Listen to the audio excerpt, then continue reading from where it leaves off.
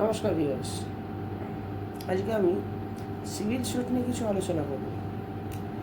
একটা কথা আছে, ইউবি জাস্ট আইবি রেমিডিয়াম, অর্থাৎ where there is a right there is a remedy.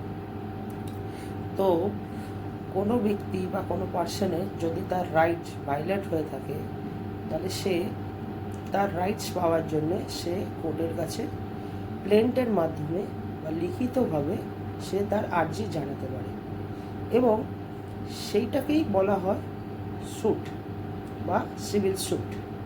এবং এই সিভিল স্যুটটা গভর্ন করে সিপিসি, অর্থাৎ civil procedure code. Civil procedure কোডে সেকশন 9-এ বলছে যে কোনো প্রকারে কোনো ব্যক্তির যদি তার সিভিল রাইটস ভায়োলেট হয়ে থাকে, তাহলে সে ব্যক্তি বা সেই সিটিজেন সিপিসি সেকশন 9-এর আন্ডারে সিভিল স্যুট ফাইল করতে পারে, কিন্তু কোনো বার্ড না থাকে, কোনো বাধা যেন না থাকে।